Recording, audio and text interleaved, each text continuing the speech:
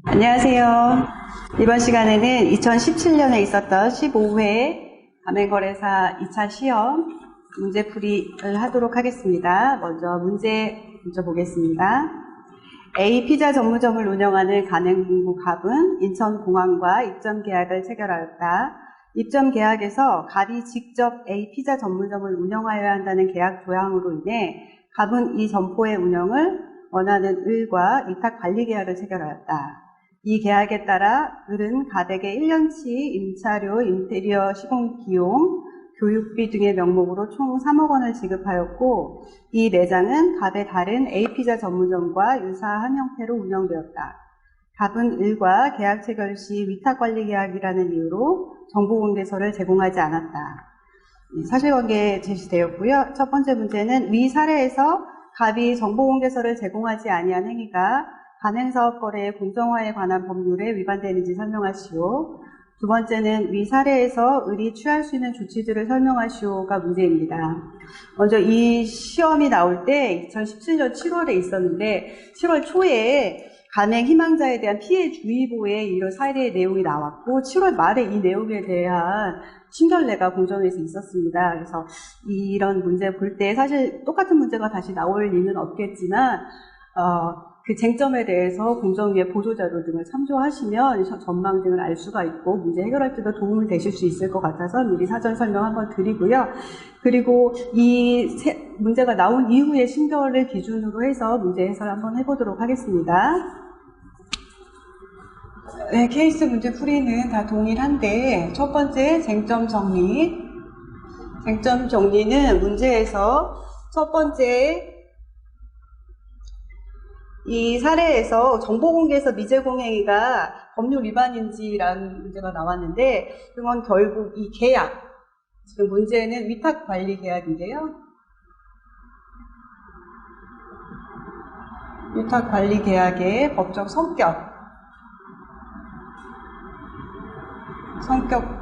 그리고 자세히 나아가면 가맹사업 계약에 해당되는지 가맹계약으로 볼 수 있는지가 문제될 수 있을 것 같고요. 두 번째는 이게 가맹사업법 위반이라고 결론이 날 가능성이 높겠죠. 그렇게 됐을 때 법 위반에 대한 조치를 가맹사업법 위반에 따른 조치.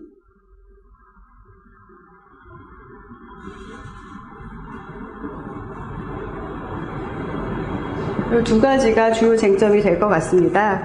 이거에 대해서 특히 이번에 가맹사업법 위반 시의 조치에 대해서는 가맹사업법 위반 시에 거의 동일하게 적용되기 때문에 한번 좀 스크린 해두시면 좋을 것 같고요.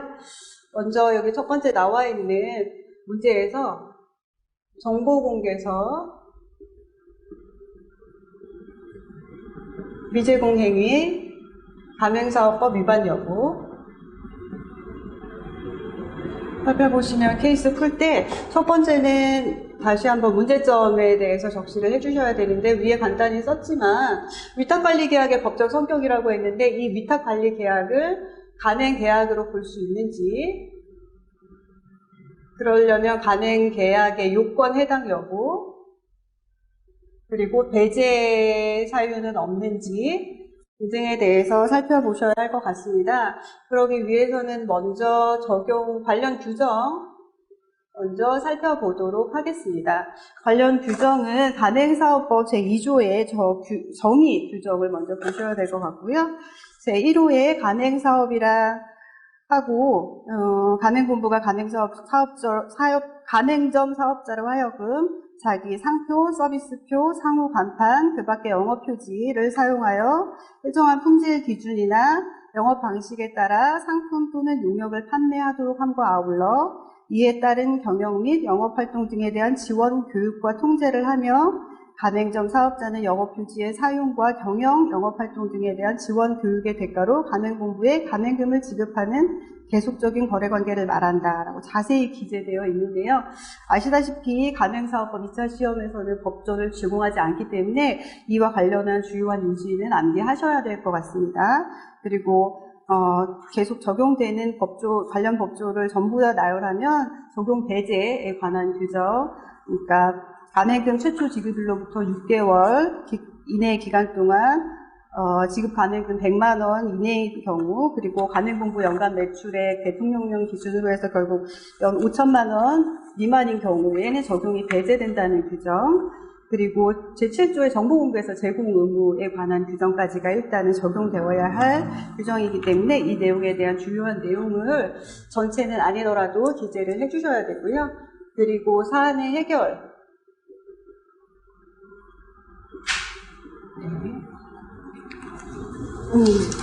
내지 판단이 될 것 같습니다. 그래서 이제 문제를 좀 살펴보시면, 첫 번째는 가맹사업 요건에 해당 여부인데, 가맹사업 요건에 대해서는 이전에 여러 가지 얘기가 있었는데, 이 사례에 나온, 이 문제에 나온 사례에 대한 공정이 신결해서 명백하게 2조 제1호에 나온 요건만 5가지를 열거하여서 가맹사업 요건을 적용했고, 그 첫 번째가 동일한 영업표지 사용, 그리고 두 번째가 품질 기준이나 영업 방식에 따라 상품 또는 용역 판매, 그리고 가맹본부의 지원 교육 통제, 네 번째는 가맹금 지급, 다섯 번째는 계속적인 거래 관계, 이렇게 5가지 법의 요건 그대로 적시를 했습니다. 그리고 그거와 관련해서 이 요건에 해당하는지 이 사안을 다시 한번 살펴보면은, 먼저 동일한 상표 표지는 당연히 A피자 전문점 본사가 운영하는 것처럼 했기 때문에 상표 표지 사용했고요.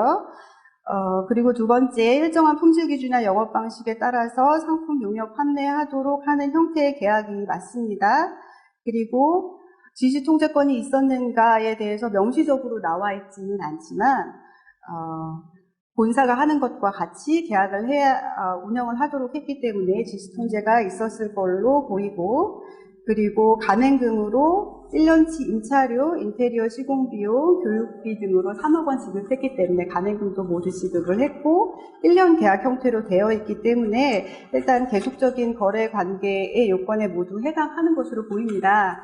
그래서 이런 내용을 좀 풀어서 써주시면 될 것 같고, 특별히 좀 더 설명을 붙여야 한다면, 가맹금 관련해서 가맹금의 내용이 명칭이나 이 사건의 경우에는 명목이 임차료, 인테리어 시공비용, 교육비의 명목이고 가맹금으로 지급하지 않았지만, 법상 가맹금의 요건상 명칭이나 형태는 불문하도록 되어 있고, 실질적으로는 가맹점 운영을 위해서 가맹본부에 지급한 비용 일체를 가맹금이라고 기재하고 있는 점을 들어서 볼 때 명목과 관계없이 이 3억 원을 가맹금으로 볼 수 있다고 할 것입니다. 그렇다면 이 갑과 을이 체결한 위탁관리 계약은 가맹계약으로 볼 수 있고 가맹사업에 해당한다 할 것입니다.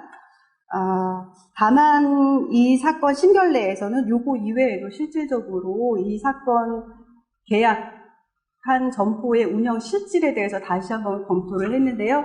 그 부분에 대해서도 검토를 해주시면 가장 좋겠지만 그게 가점 이외에 의무적으로 필수적으로 해야 할 내용은 아닐 것 같습니다. 다만 실질적으로 가맹 계약의 형태로 운영될 수밖에 없는 계약이라는 점 등을 추가로 하였다면 좀 더 좋은 점수를 받지 않았을까 하는 생각입니다.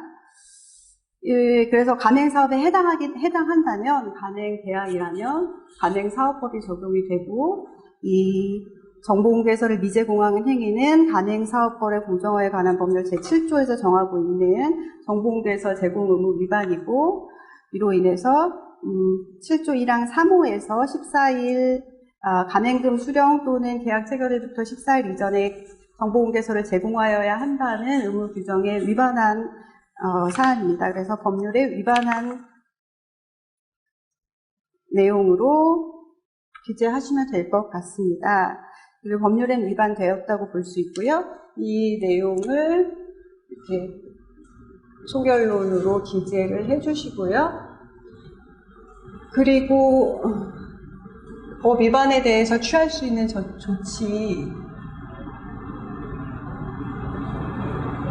조치에 대해서 한번 살펴보면요.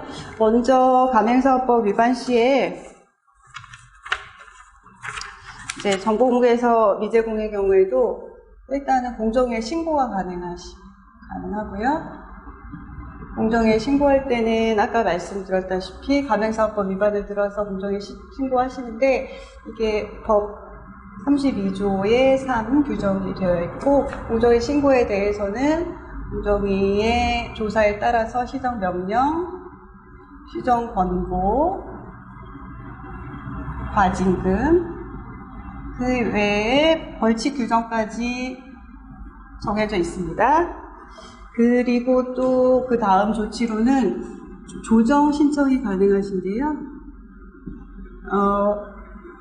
가맹사업법 22조에 따라서 한국공정거래조정원이나 지자체, 지금 서울, 경기, 인천, 부산까지 가능하신데 조정 신청이 가능하십니다. 그리고 세 번째로는 일반적인 법 계약상에 따라서 계약 해지, 그리고 손해배상 청구가 가능합니다.